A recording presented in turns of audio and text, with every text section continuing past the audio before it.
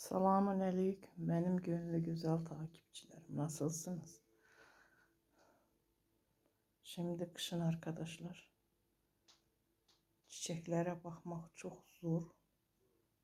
İle bir ortamda tutasan ki bunların yaprakları da çok dökülmesin arkadaşlar. Çünkü dışarıdan eve aldık. Eve aldığın zaman da yaprak değişimi çok olur. Çiçekler çok strese girirler arkadaşlar. Onun için de elə bir yer uygulamak lazımdır ki, elə bir yerden konumlandırmak lazımdır ki, yaprak saralmaları az olsun. Bunlar da benim çiçeklerim arkadaşlar. Bir ortamda tuttuklarım da var.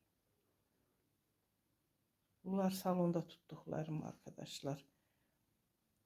Bu salonda bu çiçeklerimi yerleştirdim çok.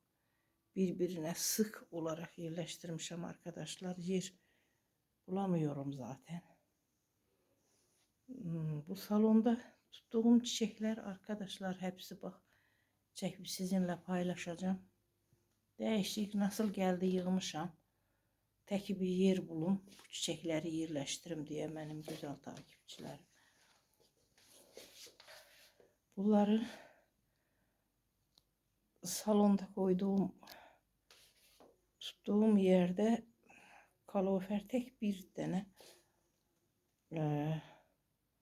kaloriferin bir beteği yanır arkadaşlar. Bak bu kapalı, bu petek kapalı. Onun için de bunların da üzerine çiçek koymuşum benim güzel takipçilerim. Bu çiçeklerim çoktur. Ama yerleştirmek, konumlandırmak, yer bulmak çok zor arkadaşlar. Bir çiçeklerimi sizinle paylaşayım dedim benim güzel takipçilerim. Bunlar da bak camın önünden yerleştirmişim. Dışarıya bakır. Yapraklarını hiç dökmediler. O kadar çok değişmediler arkadaşlar bu çiçeklerim. Ona göre ki bu ilik bir ortamdadır. İlik bir ortamdadır benim güzel takipçilerim.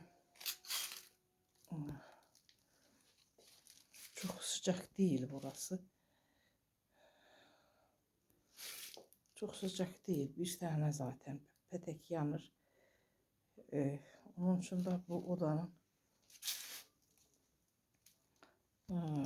havası çok ılık. Yaprakların dökmesin diye arkadaşlar böyle yaptım. Şimdi Ocak ayını da geride bıraktık. Kaldı tam Şubat ayı da geçse sonra bu çiçeklerimizi konumlandırmaya, koymaya yani yerlerimiz çoğalacak arkadaşlar. Ona göre havalar ısınmaya başlayacak. Daha Ocak, Şubat ayından da sonra çok aşırı soyuklar olmaz. Bakın ne kadar güzel renkleri var. Bakışa rağmen yine de ben çiçeklerime çok eziyetli olsa da arkadaşlar hiç elimi üzerlerinden çekmedim. Böyle nasılsa soyuktu diye ortam çok zordu diye saklamak yani. Elimi hiç çekmedim bunların üzerine. Bakın ne kadar güzel çiçeklerim olmuş. Kalmış kışa rağmen arkadaşlar. Benim çiçeklerim arkadaşlar bir gün önceden bunları sulamışım.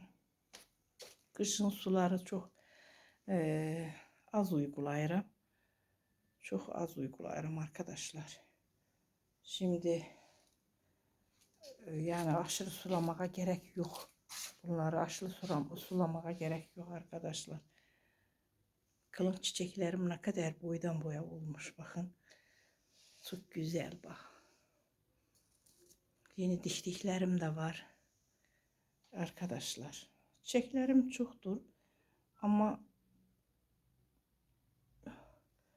elə değişik yerlerden koydum. Bu salonda olan çiçeklerimi sizinle çekip paylaşmak istedim. Buraya geçtim salona. Çiçeklerim o kadar hoşuma geldiyse ne zamanlandı bunlara kür uygulamıram. Elə video çekip paylaşmışam zaten. Bir buçuk ay olar önceden.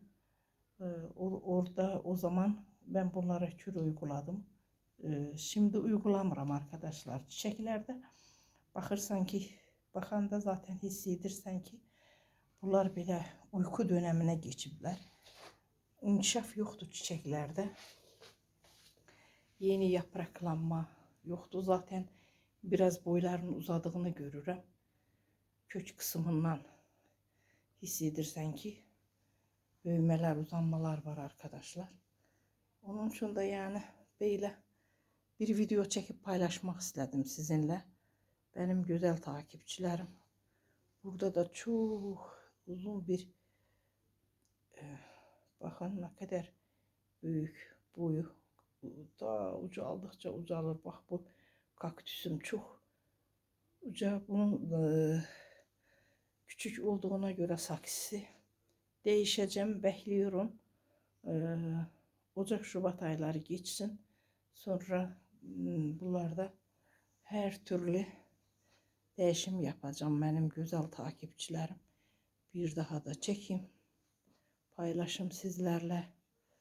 Benim çok güzel çiçeklerim var. Benim güzel takipçilerim. Bak şurada da varım da arkadaşlar. Şurada da varım da. Bakın ne kadar güzel çiçeklerim var. Hepsini ayrı ayrı yerlerden yerleştirmişim. Hepsini cama yakın, cam önlerine yakın. Bunları yüksekten yığmışam bu çiçeklerimi. Çok yüksekten yığmışam. Bu camdan ışık alsın diye. Ön camdan ışık alsın, güneş alsın az da olsa. Yoksa bunlar çok mahvolar. Her birinize teşekkür ediyorum. Hoşça kalın diyorum arkadaşlar. Bugünleri bunlara kür uygulamayacağım. 1,5 aydır ben hiçbirine kür uygulamıram. Yani bu kadar. Tek can sularını veririm. Can sularını da çok temiz dipleri kurusun sonra veririm. Çünkü kışın havalarda bu sene çok soğuk geçir. Çok dikkat edin çiçeklerinize. Hoşça kalın benim gönlü güzel takipçilerim.